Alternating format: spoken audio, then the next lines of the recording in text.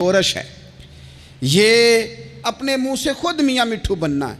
اس غفلت کو تھوڑا سا توڑا جائے، ورنہ زنگ لگ جاتا ہے صلاحیتوں کو۔ جو لوگ تھوڑے دن موٹر سائیکل نہیں نہ چلاتے، ان کے لیے مشکل ہو جاتا ہے پھر اس کو سٹارٹ کرنا بھی۔ ہمارے استاد کہا کرتے تھے جو لوگ پڑھاتے نہیں انہیں کتابیں بھولنے لگ جاتی ہیں، جو لوگ کوئی کام کرتے نہیں پھر وہ آہستہ آہستہ وہ زنگ آلود ہو جاتا ہے، وہ کہتے ہیں اب نہیں ہو سکتا تم سے، اب مشکل ہے۔ سجنوں، دوستوں، بزرگوں، بھائیوں، جو لوگ شروع میں عبادتوں کے عادی نہیں ہوتے، وقت ضائع کرتے ہیں، بڑھاپے میں دل کرتا ہے توبہ ہو جائے، لیکن اپنے ماتھے کو سجدے کی عادت ہی نہیں ڈالی۔ یہ جسم جھکنا اس کا عادی نہیں ہوا کہ رب کی بارگاہ میں جھکے، اس کا مزاج ہی نہیں تہجد پڑھنے کا۔ سارا کچھ ہو جاتا ہے۔ میں نے سیاست کرنے والے، پنچایت ختم کرنے والے، چودراہٹ کرنے والے، وزاداری رکھنے والے راتوں کو تہجد پڑھتے بھی دیکھے ہیں۔ میں نے قرآن پاک سے پیار کرتے دیکھے ہیں، میں گواہ ہوں بہت سارے لوگوں کا۔ یہ کام ہو جاتا ہے، شرط یہ ہے کہ بندہ اپنی غفلت کی پٹی تھوڑی دیر کے لیے کھولے۔ دوسری بات یہ کہ ہم خوش فہمیوں میں بڑا زندہ ہیں، بڑا اوہو، یعنی 2 4 5۔ کچھ لوگ کہتے ہیں اللہ کریم بڑا ہے۔ تو اللہ اگر کریم بڑا ہے نا میرے بھائی، تو نبی پاک صلی اللہ علیہ وسلم نے فرمایا وہ بڑا بیوقوف ہے جو خدا کی رحمت کی امید بھی رکھے اور اللہ کو ناراض بھی کرے، تو بیوقوف بندہ ہے۔ اگر وہ کریم ہے تو پھر تو محبت میں ہی اس کی بات مان، بات تو پھر بھی نہیں مان رہا۔ کچھ لوگ کہتے ہیں نبی پاک صلی اللہ تعالیٰ علیہ وآلہ وسلم شفاعت کریں گے۔ بھئی ہمارا تو سہارا ہی اس بات پہ ہے، حضور سفارش کریں گے، پر نبی پاک نے درجنوں جگہوں کہا ہے جو میرے طریقے پہ نہ چلے فلیس منا، مجھ سے نہیں۔ حضور نے فرمایا جو بڑے کی توقیر نہ کرے، چھوٹے پہ رحم نہ کرے، وہ مجھ سے نہیں۔ فرمایا جو ملاوٹ کرے وہ ہم میں سے۔ تو یہ حدیثیں بھی تو یاد رکھو نا۔ شفاعت کی بات انکار نہیں، حضور گناہگاروں کی ہی کریں گے، لیکن یہ حضور نے جو ہمیں اسباق پڑھائے یہ کس لیے پڑھائے؟ یہ بھی تو ہماری سمجھ کے لیے ہے نا۔ یہ ساری چیزیں ہم نے غفلت بنا کے اپنے اوپر اوڑھ لی۔ اور پھر سب سے بڑی بات یہ، جو لوگ جنت کے وارث اور مالک ہیں نا، کریم محبوب نے فرمایا یہ جو میری بیٹی فاطمہ ہے جنتی عورتوں کی سردار ہے، تو یہ تو جنت کی مالکہ اور وارثہ ہیں۔ وہ تو ساری رات ہی نماز پڑھتی تھی، وہ تو سارا دن عبادت کرتی تھی۔ پاک سب سے زیادہ تو ان کو تھا، تو یہ تو 1 منٹ کے لیے مصلی سے جدا نہیں ہوئے۔ اور جنہوں نے صرف امید لگائی ہے، کوئی ان کے پاس ڈگری نہیں، وہ بن کے بیٹھ گئے ہیں۔ وہ کہتے ہیں جناب جنت مطلب ہم جسے کہیں گے معاذ اللہ وہ جائے گا، دوسرے کو جانے دیتے ہیں۔ اپنی زندگی میں خوش فہمیاں نہ لائیں، یہ غفلت پیدا کرتی ہیں۔ غفلت بڑی خطرناک چیز کا نام ہے۔ جب بندہ غافل ہو جاتا ہے، میں آپ سے ایک بات عرض کروں، حضرت عبداللہ ابن مسعود فرماتے ہیں کہ مومن رائی کے دانے کے برابر غلطی ہو جائے تو اسے لگتا ہے میرے سر پہ پہاڑ کھڑا ہے، اور فرمایا جو منافق ہوتا ہے نا وہ پہاڑ کے برابر گناہ کر کے کہتا ہے بات ہی کوئی نہیں، فلانا بھی کرتا ہے، یہ بھی کرتا ہے، ساری دنیا کر رہی ہے۔ یہ نفاق کی علامت ہے، اگرچہ بعض نے اسے نفاق عملی کہا، اعتقادی نہیں کہا۔ عزیز دوست، جب آپ چھوٹی غلطی کرتے ہیں تو پھر وہ چھوٹی چھوٹی غلطیاں پہاڑ بنتی ہیں، چھوٹی چھوٹی۔ وہ حضور نے فرمایا نا جب تو ایک گناہ کرتا ہے تو تیرے دل پہ ایک دھبا لگتا ہے، نہ توبہ کرے تو دوسرا لگتا ہے، نہ کرے تو تیسرا، پھر دل کالا سیاہ ہو جاتا ہے۔ چھوٹی چھوٹی غفلتیں بڑی غفلتوں کو جنم دیتی ہیں، چھوٹی چھوٹی کمزوریاں بڑی کمزوریوں کو لے کے آتی ہیں۔ اسی طرح بخاری مسلم میں حدیث ہے، نبی پاک صلی اللہ تعالیٰ علیہ وسلم نے فرمایا کچھ لوگ کھلم کھلا گناہ کریں گے قیامت کے قریب، اعلانیہ۔ یا رسول اللہ صلی اللہ علیہ وسلم وہ کس طرح؟ تو حضور فرماتے ہیں انہوں نے رات کو غلطی کی تھی، رب نے ان کی غلطی پر پردہ ڈال دیا، انہوں نے سویرے اٹھ کے خود لوگوں کو بتانا شروع کیا، اور دیکھا میں نے رات یہ کیا معاذ اللہ۔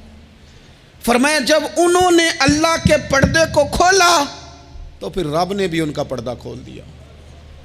او میرے دوستو بتاؤ نا، جس کے رب پردے کھول دے پھر کون ہے جو اس کی پردہ داری کرے؟ کون ہے جو پردہ پوشی کرے؟ حضور فرماتے اس نے کلم کلا گناہ، فخر سے بتاتے ہیں لوگ یہ کرتا۔ میں بڑے ادب سے عرض کروں گا بزرگوں کی خدمت میں جو بڑی عمر کے ہیں، جن کی اب اولادیں ہیں، اگر ان کی زندگی میں کچھ ایسی کمزوریاں ہیں تو بچوں کو سمجھانے کے لیے بھی اس کو ڈسکس نہ کریں۔ ہم یہ کرتے تھے، ہم یہ کرتے تھے، اس کا کوئی فائدہ نہیں، یہ ہم کر کے دیکھا ہے سارا کچھ۔ نہ نہ نہ نہ، جس طرح گناہ ہے اس طرح گناہ کا اظہار بھی گناہ ہے۔ آپ ڈبل جرم کر رہے ہیں، آپ دلیر کر رہے ہیں سامنے والے کو کہ تو بھی کر، خیر ہے۔ بلکہ ایک نوجوان مجھے ایک دفعہ کہنے لگا جی ابا جی کہتے ہیں میں نے 35 سال یہ کام کیا ہے، یہ سب غلط ہے۔ تو میں نے ابا جی سے کہا چلو 15 سال مجھے بھی کر لینے دو، پھر میں بھی توبہ کر لوں گا۔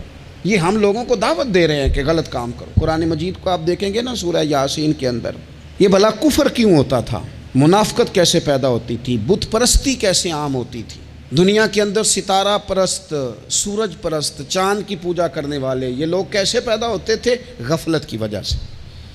جیسے جیسے یہ اللہ کی بارگاہ سے دور ہوتے جاتے، یہ مختلف قسم کی عبادتوں میں، شرک میں، کفر میں مبتلا ہوتے جاتے۔ قرآن مجید سورہ یاسین کے اندر ارشاد فرماتا ہے کہ اللہ تبارک و تعالیٰ نے قرآن مجید کو اس لیے اتارا ہے لِتُنذِرَ قَوْمًا مَا أُنذِرَ آبَاؤُهُمْ، تاکہ آپ ان لوگوں کو ڈرائیں جن کے باپ دادا کو نہیں ڈرایا گیا۔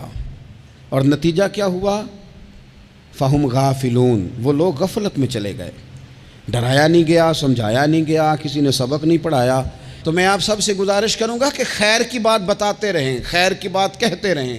خیر کی بات جو ہوتی ہے یہ فائدہ کرتی ہے ہمیشہ، تو غفلتیں اپنی دور کرنی چاہیے۔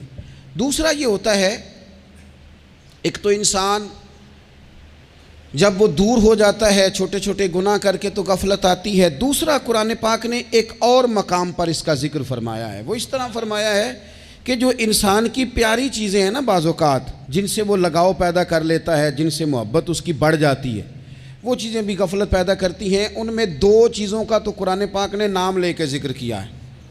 ویسے وہ ڈھیر ساری چیزیں ہیں، 1 2 3 نہیں۔ سیاست بھی بندے کو غافل کرتی ہے، دوستوں کی کثرت بھی بندے کو غافل کرتی ہے، کھیل تماشا بھی غافل کرتا ہے، پیسے زیادہ آنے لگ جائیں تو وہ بھی بندے کو غافل کرتے ہیں، تعریف کرنے والے زیادہ ہو جائیں تو وہ بھی غفلت میں مبتلا کر دیتے ہیں۔ بندہ کسی کرسی پہ بیٹھ جائے تو پھر بھی ادھر ادھر دیکھنے کو تیار نہیں ہوتا۔ یہ ساری چیزیں غافل کرتی ہیں، لیکن 2 چیزوں کا نام لیا قرآن پاک نے، فرمایا یا ایھا الذین آمنوا لا تلھکم اموالکم ولا اولادکم عن ذکر اللہ۔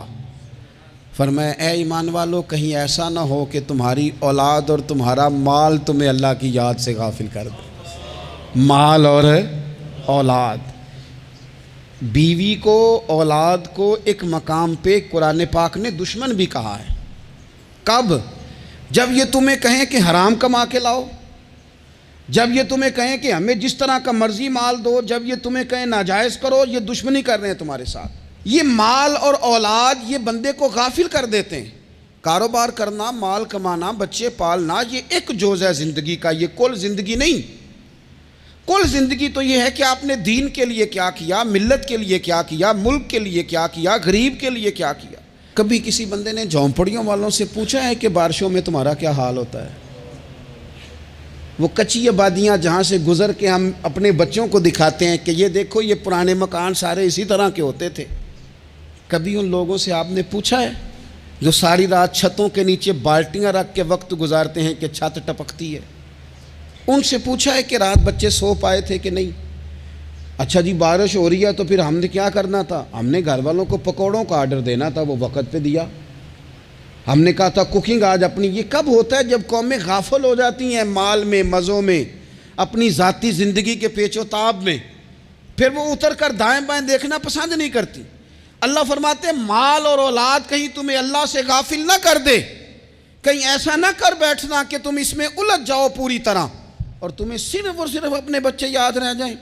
تجارت کرنی چاہیے، لیکن ہم تجارت نہیں کرتے، بانی تاجر جاتے ہیں، ہر چیز کو تجارت کی نظر سے دیکھتے ہیں۔ ڈاکٹر آپ بنیں لیکن زندگی ساری ہی آپ ڈاکٹر بن کے نہ گزاریں، آپ کے کچھ اور تعلقات بھی ہیں، کچھ اور رشتے بھی، ان پر بھی تھوڑا غور کر لیں۔